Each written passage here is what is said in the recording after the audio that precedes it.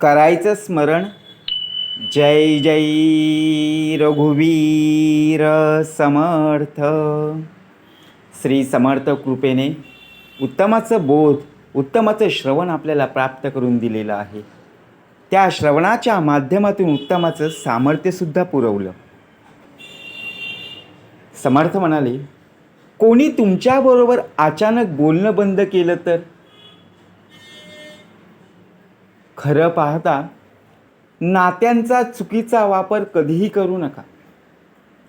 चांगले लोक आयुष्यामध्ये सारखं येत नाही. सहन केलं जे सहन करायचं होतं, आता फक्त जगायचं आहे.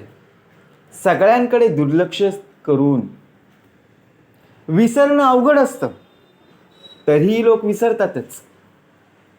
डोळ्यांनी सुद्धा जखम होते जेव्हा कोणी पाहून दुर्लक्ष करतो. डोळे जर उदास असतील तर तुम्ही कितीही हसले तरीही ते दिसतातच. खूप विचित्र आहेत या जगातील संपूर्णपणे लोक. कोणती लोक? या विषय वासना या देहामधील संपूर्णपणे. त्यांना जेवढं प्रेम देता येईल तेवढे ते जास्त दुःख देतात. टेन्शन, चिंता हे असं गिफ्ट आहे जे आपलीच लोक आपल्याला देत असतात. बऱ्याचदा आयुष्यातील खास लोकच खास दुःख देत असतात. लोकांकडून शिकलं पाहिजे. जास्त गोड बोलणारे लोक आतून कडू असतात आणि कडू बोलणारे लोक आतून चांगले असतात. काही कठीण निर्णय घ्यावे लागतात भविष्यकाळ चांगला बनवण्यासाठी. स्वतःबरोबर खूप लढावं लागेल. त्याचबरोबर रस्त्यावर उत्तमाचं चालता आलं पाहिजे. आपलं राहणीमान कसं आहे, आपला स्वभाव कसा आहे. मी दुसऱ्यांसारखा कधीही बनू शकलो नाही आणि मला माझ्यासारखं कोणीही मिळालं नाही. हसू खोटंसुद्धा असू शकतं. माणसाला पाहणं नाही, समजून घेतलं पाहिजे आणि शिकलं पाहिजे. जर साथ देऊ शकत नसाल तर साथ निभावण्याचं वचन तर देऊ नका. तुम्हाला तर फरक पडणार नाही, पण समोरचा तुटून जाईल. जो जात आहे त्याला जाऊ द्या. तो आज थांबला तरी उद्या तिथून निघूनच जाणार आहे. जी व्यक्ती प्रत्येकाला इज्जत आणि प्रेम देते ना, खरं तर ती व्यक्ती खूप इज्जतदार असते. कारण एक माणूस दुसऱ्यांना तेच देतो जे त्याच्याजवळ असतं. खूप जवळून पाहिलंय. आयुष्याला म्हणूनच सगळ्यांपासून दूर बसलोय. मला फक्त स्वतःला शोधायचं आहे. बाकी सगळंच असतं ना या जगामध्ये. संपूर्णपणे आपण दृष्टीने पाहतच असतो, पण स्वतःमध्ये बदल करणं हीच खरी एक संकल्पना आहे. कधीही कुणाबरोबर बोलण्याची सवय लागून घेऊ नका. जेव्हा ती व्यक्ती बोलत नाही तेव्हा जगणं अवघड होत असतं. म्हणून बोलताना सुद्धा विचार करून बोलत जा. कोणी तुम्हाला समजून घेत नसेल तर टेन्शन घेऊ नका. कारण चांगले लोक आणि चांगली पुस्तकं प्रत्येकाला समजत नाही.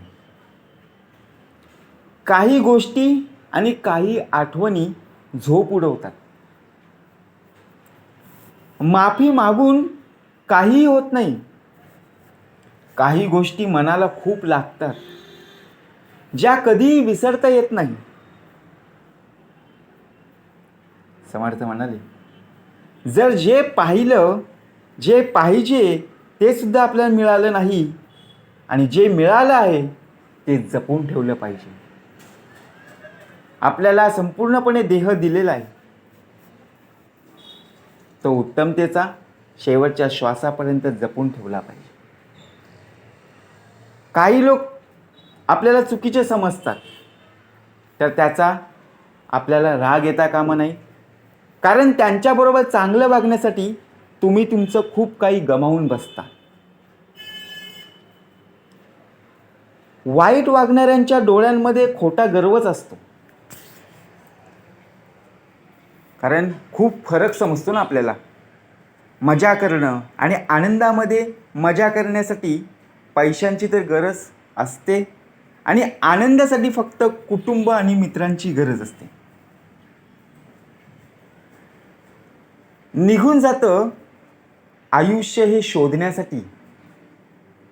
शोधण्यामध्ये काय आहे? समर्थ म्हणाले, आयुष्य हीची रत्नपेटी, माझी भजन रत्ने गोमटी, ईश्वरे आळपुनिया लुटी, आनंदाची करे. खरं तर हे माहीतच नसतं की जे मला मिळालंय त्याचं करायचंय काय. गरजेचं नाही की काही वाईट केलं तर दुःखच मिळतं. कधी कधी प्रमाणापेक्षा जास्त चांगलं असण्याची सुद्धा किंमत चुकवावी लागते. दोन प्रकारचे लोक असतात. बरोबर राहण्यासाठी कारणं शोधतात आणि दुसरं म्हणजे नातं तोडण्यासाठी कारणं शोधतात. कधी कधी आपण चुकीचे नसतोच, पण आपल्याजवळ जे शब्द नसतात ना, ते आपल्याला बरोबर सिद्ध करतात. आपल्या लोकांना कमी लेखण्यासाठी बऱ्याच वेळा आपलीच लोक आपल्याबद्दल चुकीच्या अफवा पसरवतात. त्यामुळे आपला कमीपणा आपल्यामध्ये दिसून येतो. मिळवा किंवा गमवा, पण तुमच्या स्वार्थासाठी कोणाचाही वापर करून घेऊ नका. रागावल्यामुळे कोणी साथ देत नसेल तर काही हरकत नाही, पण बरोबर राहून कोणी धोका देत असेल तर ते सहन सुद्धा होत नाही ना. जेव्हा संपूर्णपणे बुद्धी भ्रष्ट होते त्यावेळी समजून जाणाऱ्यालाच, समजून सांगणाऱ्यालाच जास्त राग येतो. घराचा दरवाजा छोटाच ठेवला पाहिजे ना. जो वाकून आत येईल त्याला समजून घेता आला पाहिजे की हा आपलाच दरवाजा आहे. त्यांच्याबरोबरच बोललं पाहिजे की ज्यांना तुमच्याबरोबर बोलायचं आहे. कारण कोणाच्याही मागे मागे पळून स्वतःला अपमानित करणं चांगली गोष्ट नाही. इथे तर आपल्या श्वासांचा भरोसा तर नाहीच, आणि तुम्ही दुसऱ्यांवर भरोसा करता. आपल्याला एक वाईट सवय असते, आपलं काम आपण दुसऱ्यांवर ढकलून देतो, परंतु ते जर त्यांनी केलं नाही तर आपला अजून राग, बरोबर की ना, उत्तेजित होतो. म्हणून आयुष्यामध्ये मला खूप काही शिकवलं. लोक तुमच्यामधील कमतरतेमुळे नाही तर तुमच्यामधील कौशल्यामुळे तुमचा राग करतात. जास्त अपेक्षा ठेवू नका, कारण जेवढा जास्त आपलेपणा तेवढी खोल जखम होते. आपण रस्त्याने चालत असताना जर जखम झाली, इजा झाली तर आपण गोळ्या औषधाने, मलमने ठीक होईल, पण ही जखम आयुष्यामध्ये भरून काढणं कदापि शक्य नाही. खूप वेळ लागेल. आयुष्याने मला हेच शिकवलं की मेहनत केली पाहिजे, त्यासाठी थांबलं नाही पाहिजे, चालत राहिलं पाहिजे, पण परिस्थिती कशी असली तरी कोणाच्या समोर झुकलं नाही पाहिजे. अशा माणसासाठी बघा, आपण एखाद्यासाठी आपला संकल्प सोडतो, तो संकल्प सोडता कामा नये.